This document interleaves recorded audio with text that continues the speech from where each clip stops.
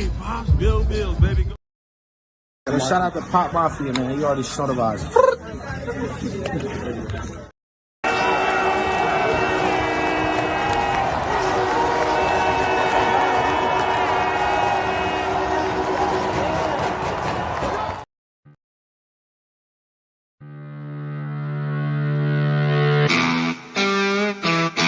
Movavi.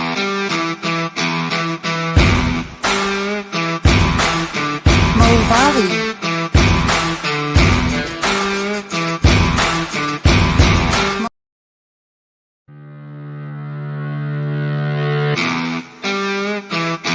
Movavi.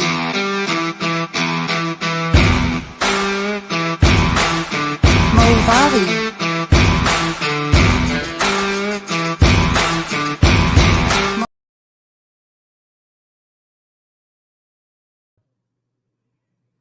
All right, we are live. And yesterday is the most fun I have ever had at a Buffalo Bills game. The pure joy of it was so fantastic. Going into the game, not going to lie, I was very nervous and I was very afraid of the cold. The weather said it was going to be so cold outside. And it was cold, but there wasn't very much wind. So it didn't feel that cold out at Highmark Stadium. But, yeah, I'm telling you, this was just a joy.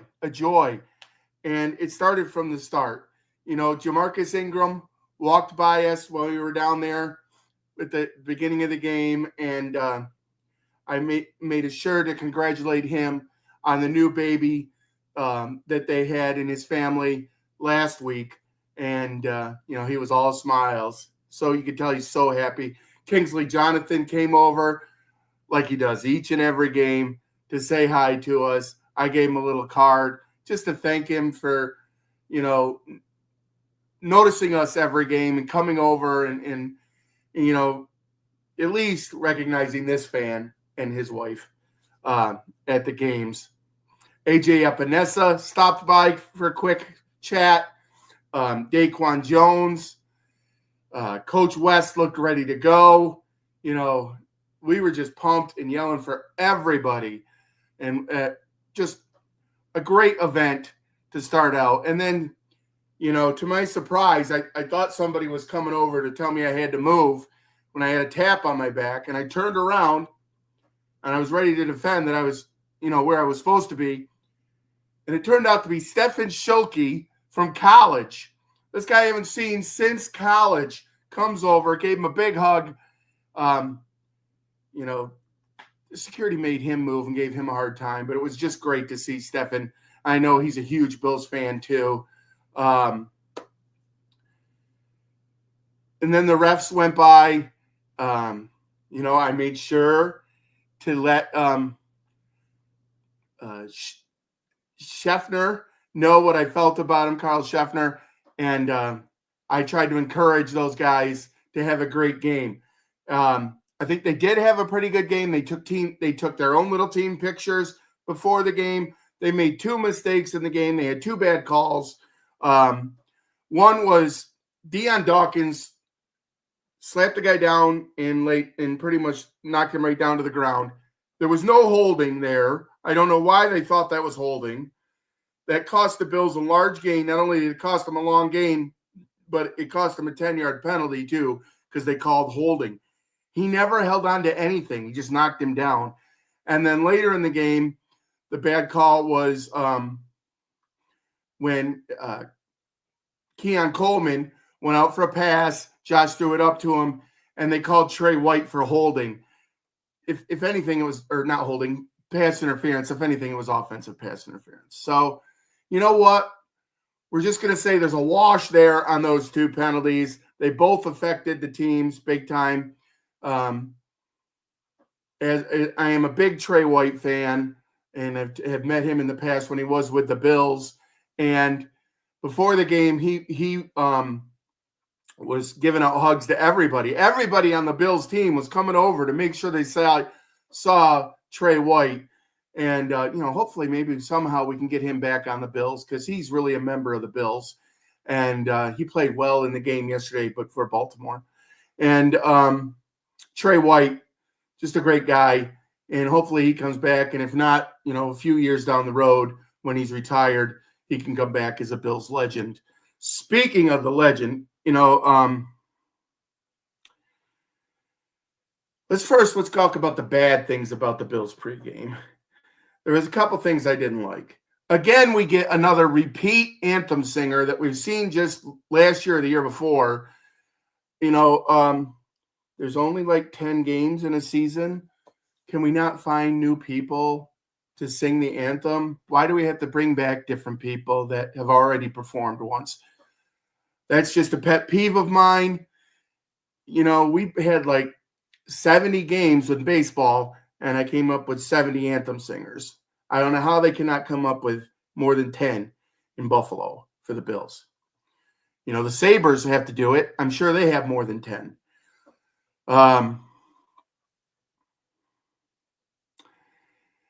The other thing in the pregame that I thought was bad was no flyover. I was listening to GR55 before the game, and they had a caller call in and said that he was just you could feel the goosebumps from the flyover before the game even started. And, it's the biggest game of the year at home. We're playing to see who goes to play for the AFC Championship, and there's no flyover. Sort of anti-dramatic there. So, I wasn't happy about that. The Ravens players, I thought this was interesting. They came out with hand warmers, and so did our players. The ones you always see the quarterback where he puts his hands in them in between plays to keep his hands warm. A lot of the offensive linemen and things for the Ravens, a lot of the players came out with hand warmers, but there was a big red light on theirs, which meant it was an electric hand warmer, I'm assuming, because that's a power light. I've never seen electric hand warmers before. I didn't know that they existed, to tell you the truth. At the NFL level, I know they exist, but not with the NFL players.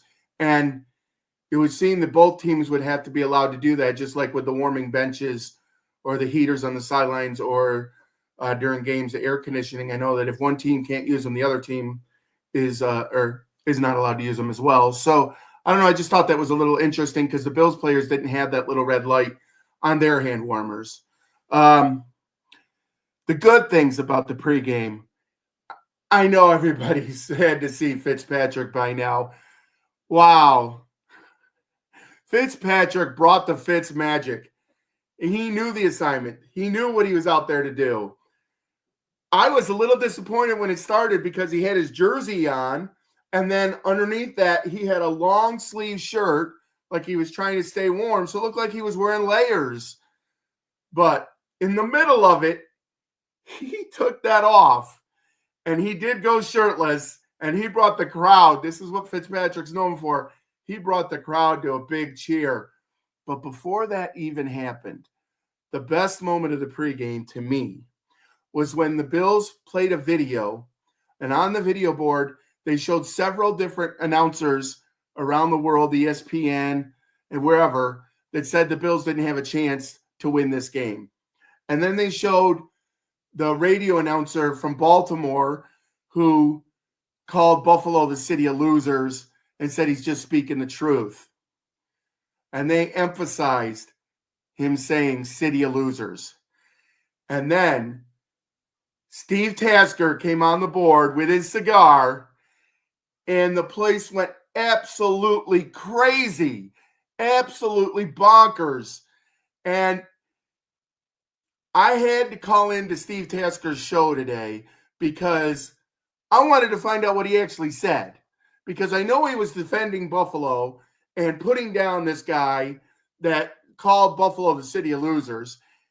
But we all knew that he was saying great stuff up there, but nobody could hear it because, one, the sound system's not that great at Highmark Stadium in some places, like in the end zone, and it won't be because they're building a new stadium. But that's a side point.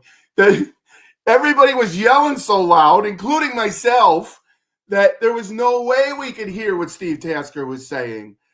So he did say it today. He said, I hope they put that up somewhere on the YouTube or something so they could show that. But it was amazing. And he did say, now let's welcome the team from Baltimore. And right then, they timed it up perfectly. The Baltimore Ravens team took the field. And I think at the beginning, we were still yelling from what Steve said. And then we realized what he did say at the end of it. We could hear the end of it. And we just started booing as loud as possible, which is what we do anyway when the other team comes on the field. But we let them have a welcome. And boy, before the game even started, it was an event. It was a big event. And so what was the key to the game? The key to the game, I had said in my pre-video, is will Buffalo be able to run the football against this number 1 ranked defense? I think Cook was able to run the ball. I think Ray had an amazing game for someone we didn't even know was going to play in the game. And, you know, with his concussion protocol, that they didn't tell, the league didn't announce whether he was even cleared concussion protocol. And we weren't sure Ray was going to play, but then Ray got on the field, and he had some great runs. Ty Johnson had some great runs. There was one play in particular where Cook looked like he was caught in the backfield. He gave that hard step and juked right around him. You know, the running game didn't put up huge numbers, but they got the job done. And every receiver except Amari Cooper caught a pass in the game. That's crazy. So we went with the everybody eats mentality, and, you know, it was good. Ray, I forgot about that. Ray Davis did get a touchdown.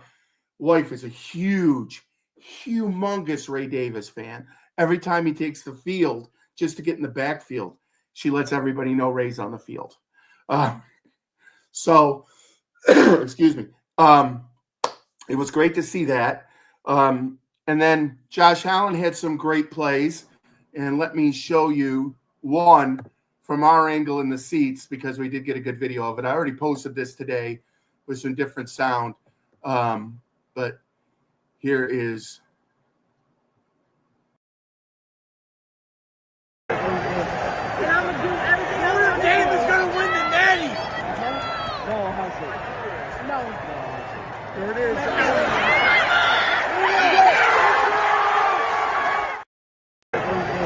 And I'm going to do everything else. Notre Dame is going to win the Natty.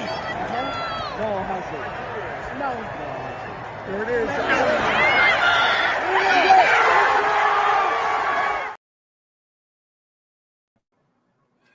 Oh, that was real nice.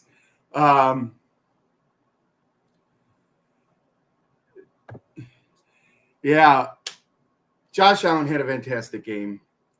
His numbers might not show it, but he managed the cold weather. And I had doubts going into this game that the Buffalo Bills would have the advantage of the weather, because the Baltimore and Derrick Henry, great running team, and then Lamar running when Henry doesn't take it. So the cold weather had me worried. But you could see during the game who has been catching balls in the cold weather. It is harder to catch a football when it's cold. But none of the Buffalo Bills really looked like that affected them at all. You know, Shakir had several catches. Dalton Kincaid had a long catch. You know, these guys just caught all the passes, yet Baltimore, Derrick Henry had a possibility for a huge gain down the sidelines, but he dropped the pass. You know, Andrews, we'll talk about it later, but obviously he dropped the pass. You know, the weather is going to cause you to do it. And the Ravens were able to, where it's cold in Baltimore, but they didn't practice outside because their field was frozen and because they said it was too cold. Their special teams coach thought that our field was heated. our field, Buffalo's field is not heated, at least in the current stadium. The field gets frozen. So if you want to practice and you had the opportunity to practice on a frozen field, they probably should have done just that. But they did not take the opportunity to do that. So the next thing I wanted to talk about is the defense. The defense had a great game. I'll give you that, because the Bills defense caused 3 turnovers. And the problem is they caused no punts. Baltimore did not punt during the game. So unless there was a turnover involved, Baltimore scored on every drive. So no punts is not a good thing. We got to get the other team to get onto 4th down and punt. The turnovers, though, great plays. Damar Hamlin, there was a bad snap on the play. Lamar doesn't have the ball securely in his hands. Hamlin gets in there and gets the sack, just won't let go of his leg, and he fumbles, and Von Miller returns it for a long, long return. The big 40-yard dash, they're calling it, because he returned it for 40 yards. The running back, the faster running back for Baltimore, did get him from behind and brought him down, but he held the ball. Von Miller, a 40-yard run after the return, and the Bills did get a touchdown after that turnover. Taylor Rapp had an interception earlier in the game. I really feel like that was caused by Matt Milano's pressure. Matt Milano had a fantastic game. Not only did he cause the pressure on there to get Lamar Jackson to throw an errant pass that Taylor Rapp basically just waited under as a punt return to get the interception, but Milano also had his hand on the ball. He was causing several pressures during the game, and he also got his hand on the pass for the first 2-point conversion attempt to knock that ball down. So I told you guys the difference in this game to the first game. Terrell Bernard, Taron Johnson, Matt Milano, Taylor Rapp. None of them were playing. Well, Taylor Rapp played the first quarter, but all of them were not playing in this game. And that was a major difference. Milano played fantastic. Taron Johnson played well. Taylor Rapp got that interception. And Terrell Bernard had one of the best caused turnovers ever in football that I've ever seen. Sure, Andrews caught the pass and was open, but then Bernard had the foresight to go for the punch, and he punched the ball out, and then he recovered it himself. That is an amazing turnover. And,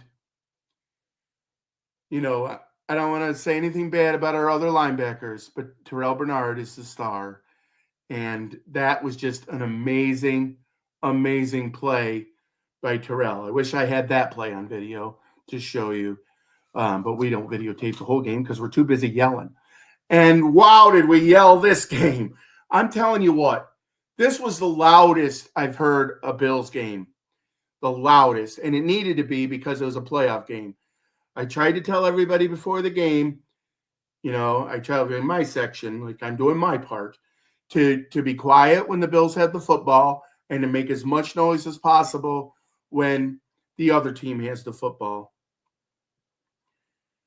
This was the first game where, other than some MVP chants after Josh made a good play, that it was really quiet when Josh had the football, and there was more noise than you could hear. Like, I couldn't hear the person next to me. And believe me, the person next to me, I hear most of the week yelling. So I know what it sounds like. It's just a joke. But this was loud. This was super, super loud.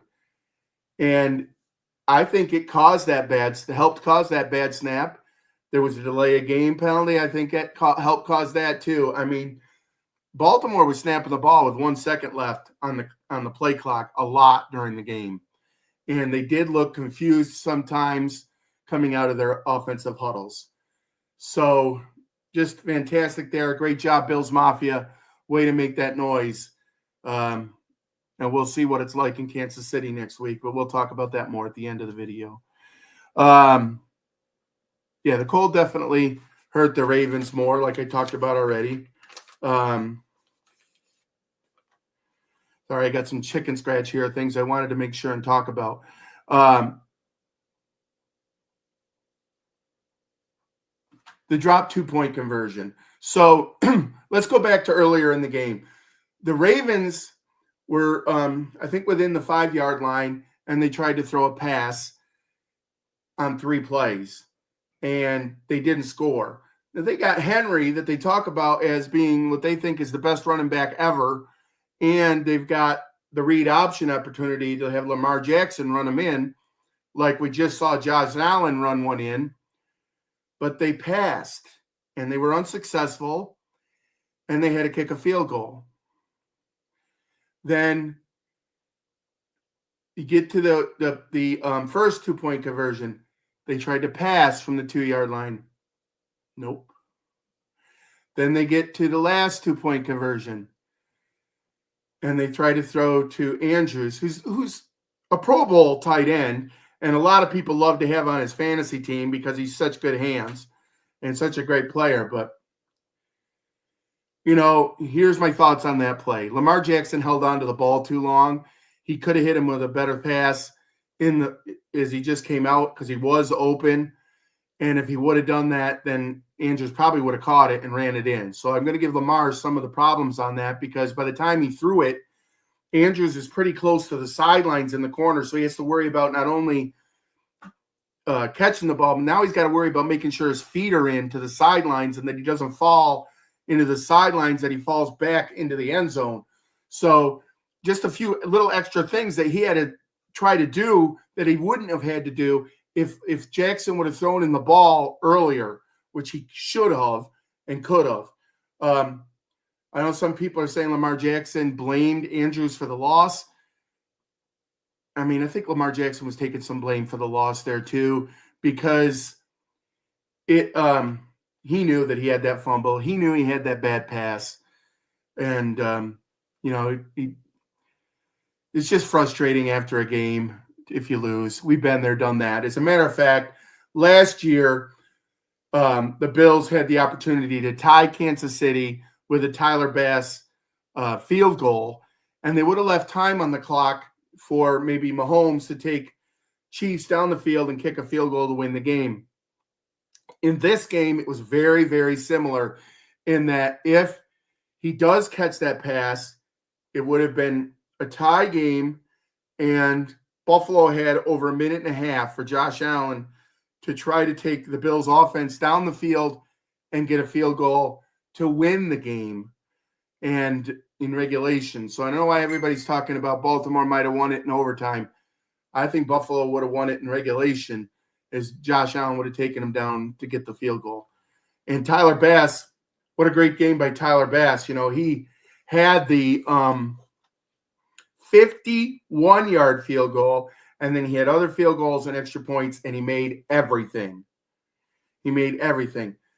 I don't know why the Bills on some of the kickoffs were kicking short of the end zone because, you know, sometimes they brought it out from the end zone, but there was one that was like landed at like the 6-yard line for the guy to return out. I don't like that. But I prefer just kick it in the end zone and let's go to the next play. But, you know, that's just my thoughts on that.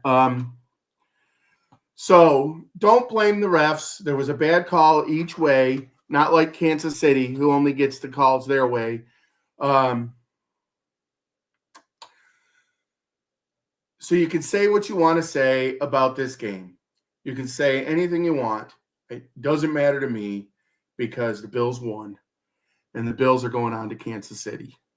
And, you know, I talked to several Baltimore fans before the game and after the game, and we all agreed that no matter what happens in this game, let's all just go on to beat Kansas City and take our team to the Super Bowl because don't nobody want to see Kansas City back there again that doesn't live in Kansas City, okay, or is not a Chiefs fan. let's go Bills on that now, because the Bills are the team to get to play them next week in the AFC Championship game in Arrowhead. At this time, I want to make sure everybody knows, if you please could like this video, please subscribe to the channel and hit that bell notification button. That way, when I go live, you will get the notification that I'm live, and help spread the word about Pops Mafia. We had a new person join today that actually said that he sees me on some of the other channels commenting on some of the other people's videos, but he didn't know that I had a channel. And, you know, if you spread that word for me, you know, let's get Pops Mafia even more followers. I think we're over 550, maybe around 550 right now, 545, that area. So let's spread the word and get this growing even bigger. So as we move on to Kansas City, I'll make a video in a couple of days about the Chiefs and what we need to do. Obviously, we have to stop Kelsey and Mahomes. That's obviously your first thing. But it's going to be cold in Kansas City, I'm sure. Probably not colder than it was this week. I don't know. I haven't seen the weather forecast yet. But I'm sure it will be a little bit cold. But both teams are really ready for that. You know, I think across the nation, everyone wants the Bills to win that isn't a Chiefs direct fan. And you're right. Everybody's tired of Mahomes. Go Bills. Go Bills. When the game got finalized and the 2-point conversion went down, then I knew we had to wait for the onside kick. And Rasul Douglas, who I didn't really feel had a very good game, recovered the onside kick. Found out later that Christian Benford actually got hurt on that onside kick, and he is now in concussion protocol. So we'll see how that affects next week's game. But then we knew they had one timeout. So we could bleed most of the clock off if we wanted to just take a knee, but I don't think we could have bled the whole time off. So they gave it to Ty Johnson. He broke it, got a first down, and we don't have to worry about that anymore. I think it was Ty Johnson. We don't have to worry about that anymore. Ball game. Take a knee 3 times, and let's go home. And how about that Keon Coleman tumbling run? If you didn't see that, he made a long tumbling run of a bunch of flip. Last week he did a backflip after we won on the victory formation. This time he did a long tumbling run of a bunch of cartwheels and things. So if you can see that anywhere, if you didn't see it. But yeah, let's hope that next week goes well. I think the nation is depending on us. I also saw a meme that everywhere but New York City, Washington, and Philadelphia, because those are the other NFC East teams, or not Washington, everywhere but Dallas, Philadelphia, and New York want Washington to win this game. And that'd be awesome. I mean, rookie quarterback versus the Eagles, who have been to the Super Bowl recently. So we'll see what happens. I always root for a team that's never won the Super Bowl. We're the only team left with that because Houston lost and Detroit lost. But, you know, they haven't won Super Bowls either of those cities. So we'll see what happens. But we've hit almost the 30-minute mark now. So unless anybody has a quick question for me, I'll give you just a few seconds to see if anybody wants to ask me anything. But this was pure joy. When the game ended, all I could say was we won. And I think I said it 20 times. We won! We won! We won! Pure joy. Pure joy. And Joe Brady even came down from the press box. I guess my wife said he was out there giving fans high fives. Dawkins stayed out for a long time. Ray stayed out for a long time. Several players did. to give fans high fives and run around. So with that, I'll see you later this week to talk about the Chiefs and what to expect at Arrowhead. Wish I could go to the game, but it's a little bit too much to ask. If they win, I really wish I could go to a Super Bowl, but that's a little too expensive. So let's go. And remember, go Bills! And the most important thing to always remember is God loves you, and so do I.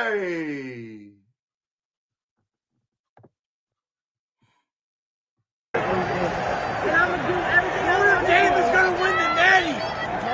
No, hustle. No. There it is. Shout out to Pop Mafia, man. He already showed of ours. Hey, Pops, Bills, baby. Go.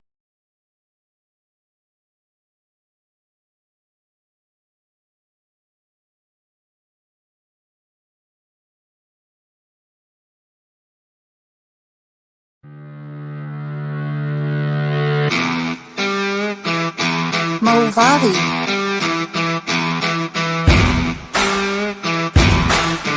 Movavi.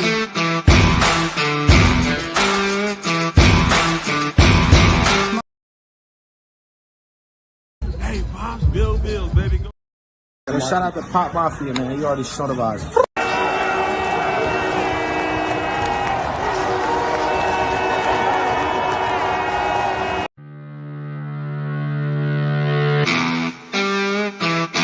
Movavi.